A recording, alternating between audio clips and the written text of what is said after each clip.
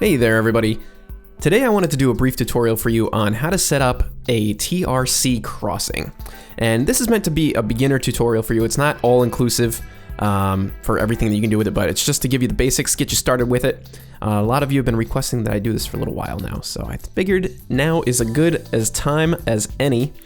So if you're not sure what TRC is an alternative to the ATLS crossing setup or the built-in full featured grade crossings that are built into Trainz. And the way that it works, it's kind of similar to ATLS, where you have to set up a trigger, and then you have your gates and a stopper. And as I will demonstrate here, the benefit to this sort of system, the TRC system, over ATLS or any other system, is that when the gates begin to go down, if we stop our train right here, and we begin a reverse direction, the gates will go back up, and the crossing is open. Obviously, there's a little bit of a bug there where the crossing is open before the gates go up, so the traffic begins to move before the gates are fully open. That's a little bit of a downfall. It can be fixed probably with some scripting in the future, but if I begin to move the train forward again, the gates will activate. Once again, the traffic will be stopped. If I stop the train and I begin a reverse direction, the gates will go right back up.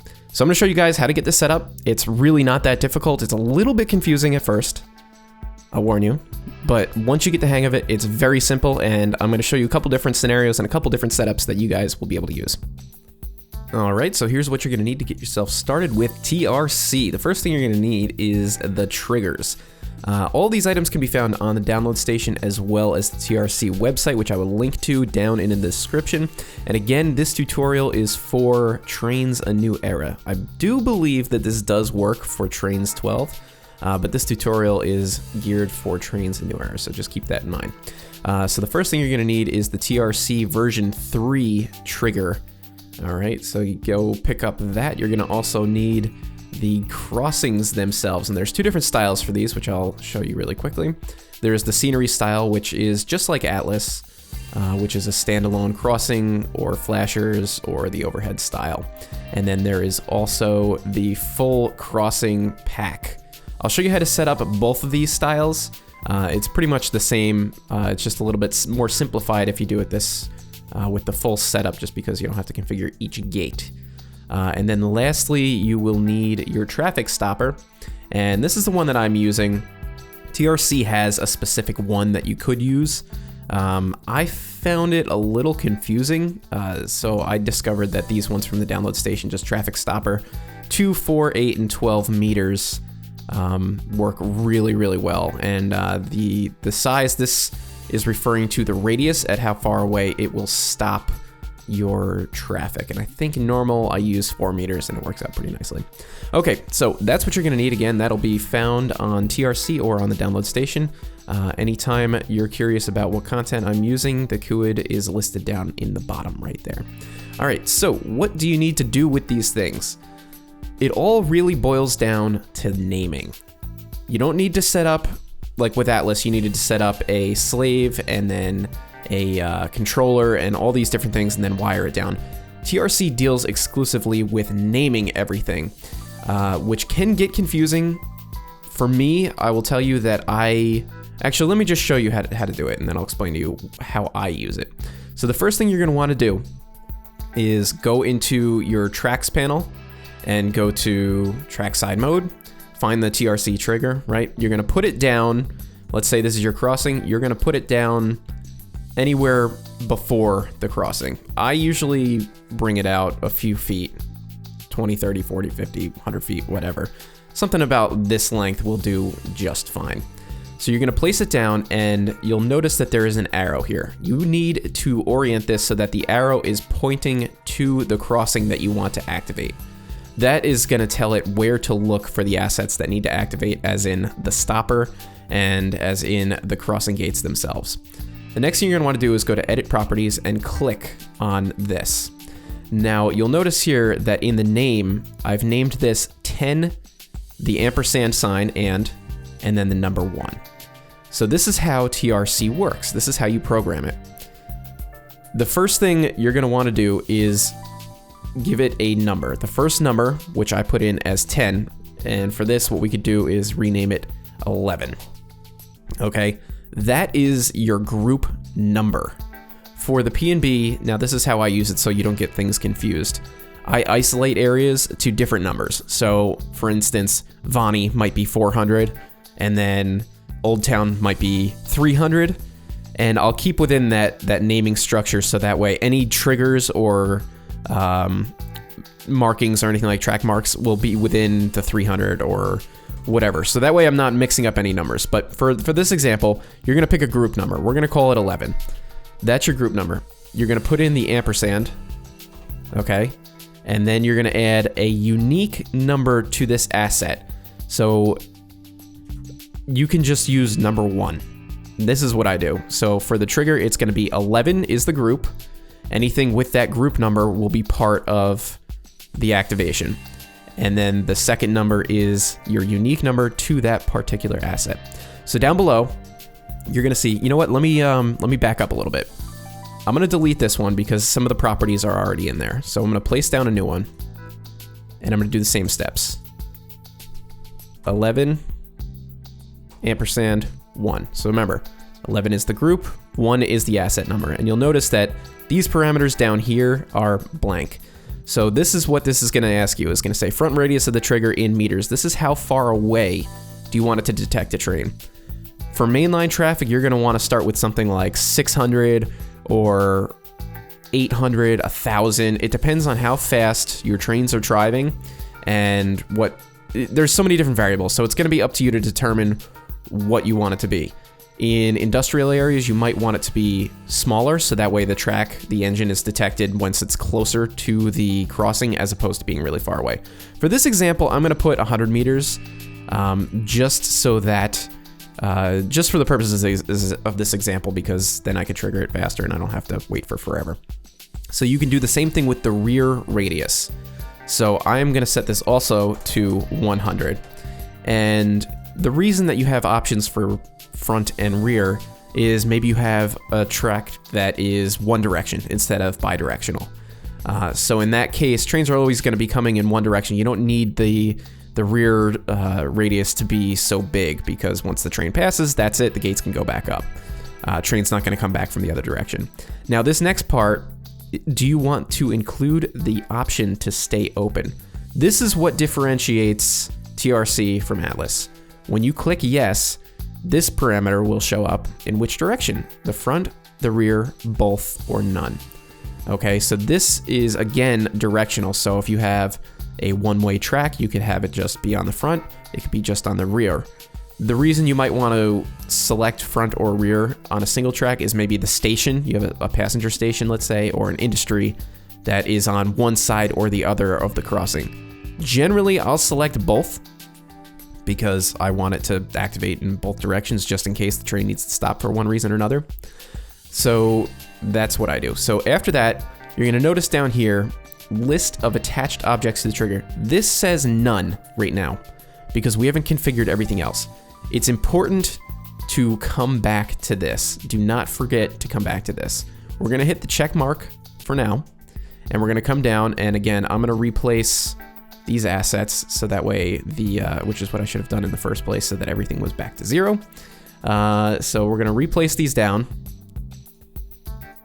and we're going to configure these. And again, these are the scenery versions. You don't have to use these. I prefer to use these so that I can have crossings that are in different angles, and it doesn't have to be like a 90-degree crossing. The road can come in, at 45 degrees or 30 degrees or whatever it might be. Okay, so there we go. So again, going with our naming structure, we started with 11. Okay, so that is our group, everything within that group. So your group, whenever I say group, that is what you want to activate. So this is going to be 11, and then the unique number for this one is just going to be 2.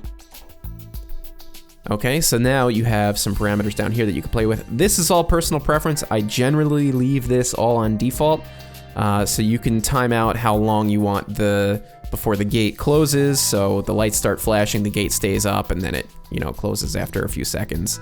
You can add a bell if you want to have a bell, and how long the bell rings. I cannot stand a bell, so I just leave it on no sound, but you can have it so that the bell goes off when the gates are going down, or when the gates go down and then they go back up, or it just stays active. I know it's different in different areas. And then the last parameter down here is a track sign. which you can assign however many tracks there are, and it will display it.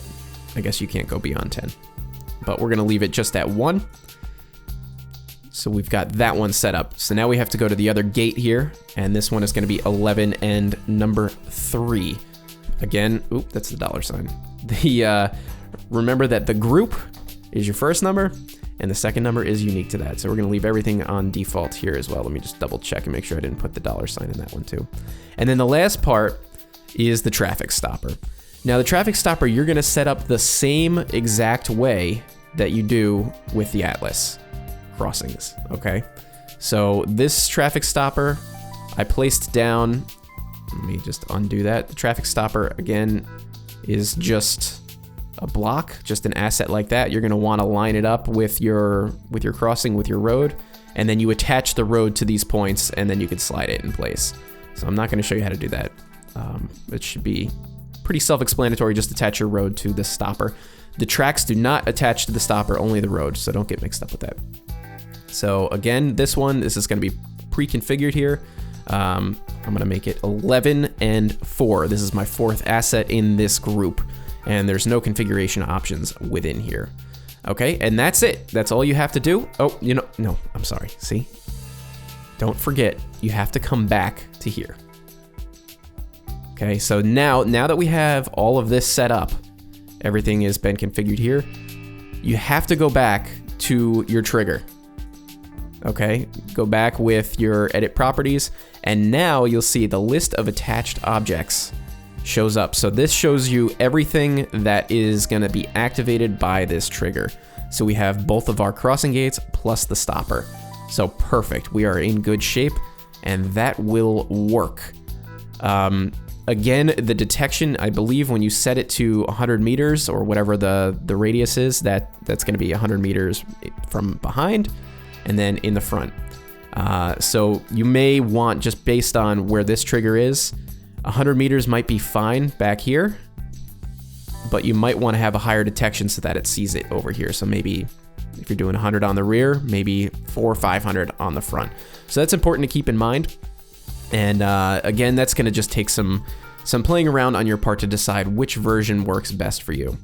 And now the other version, the other way that you can do this is with the actual crossing itself, the non-scenery type, which again looks like this. And this is the type that you just attach your road to directly. And when you're doing it with this style, it's a little bit more simple because you don't have to name everything individually. So we're going to place down our trigger here. We'll name this one 12. And then the number 1. So that second number, you can repeat it. Every asset, every one of those can be 1, 2, 3, 4, and that's fine. We're going to set this. It's just your group number that needs to be different. And you're going to want to come up with some kind of spreadsheet or something like that so that you don't accidentally repeat numbers. Otherwise, you're going to have an issue. So this right away sees that crossing. So we can just go in here and configure that. 12 and 2. And it's going to have the same parameters in here as the individual gates that you can adjust. So we put that down, and then we go back to our trigger and just make sure crossing 12 and 2. So that's our group, 12, 12 and 1, 12 and 2, and then that should work just fine. So now the only other scenario that I would like to show you that you might encounter, or just another option, and there's so many different ways to lay this out, and really that comes down to you to figure out what option is best for you. One of the benefits to doing something like this is if you have, let's say you have an industry right over here and you're switching this out, you don't have to worry about the gates staying down while you're switching way back here. You pull your engine up, you stop, and then you back in, or you cross over, whatever it is. You don't have to worry about your gates staying down indefinitely. So it works pretty nicely for that sort of thing. But now let's say you have a situation like this. Let's say you have a couple of crossings in a row. 1, 2, 3. You've got 3 that are just really, really close together. What you can do is put them all in the same group. And I'm just gonna turn these the proper way. And sort of, we're just gonna pantomime? We're not pantomiming. Is this gonna pantomime? We're gonna pretend. We're gonna pretend that this is actually all connected, right? So let's say for whatever reason, you've got a really busy neighborhood or something like that, and there's just crossings one after the other. What you can do is just plug in the parameters for that. Put these all in the 11 group. If I can click on it, we're gonna make this 11. I believe the next number would be 5. 11 and 5. We can call this one 11 and 6. And then we're gonna call this one 11 and 7. And now if we go back to our trigger should see all of that.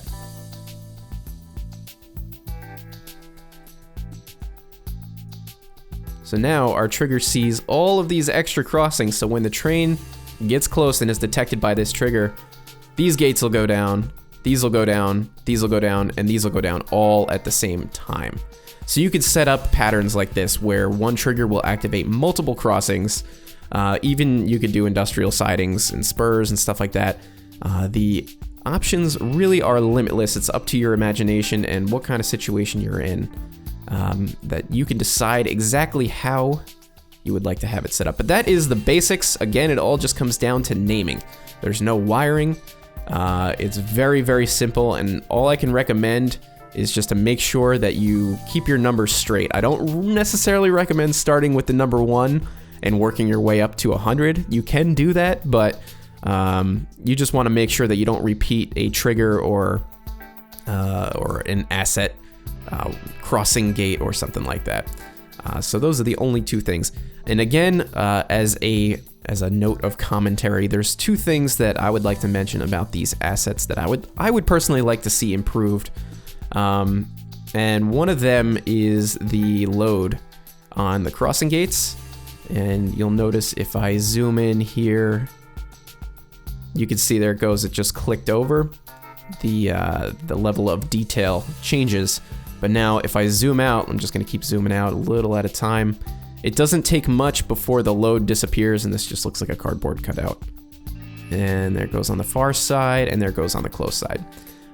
So if that bothers you, this system is not for you. I can kind of deal with it, but I'd like to see the loads go out a little bit further because this is still too close for me to see the quality drop. The other thing with this asset is I believe the crossing, the sign is flip-flopped. I could be wrong on that, but I'm pretty sure this is supposed to say railroad, and then this one is supposed to say crossing, and then this sign should be above the other. I could be wrong on that, but I think that that's the case. Very minor things asset-wise, and again, as we had seen in the intro, the crossing gets opened up before the gates go up. So sometimes you'll see cars clip through gates. Not the end of the world if you're using the asset that has no gates, just the flashers. These ones here, it's not a big deal. And again, you can get these. There's a variety on the download station as well as the TRC website. And I believe there is some payware out there as well, payware crossings. So if you're into using payware for your crossings and you want something of higher quality, take a look at that. But I think that is going to do it for this TRC tutorial. I hope you found it useful. Leave a comment below. Let me know if you have any questions, but I think that should hopefully answer everything for you. Good luck, everybody, with your TRC adventures, and I'll see you guys in the next video.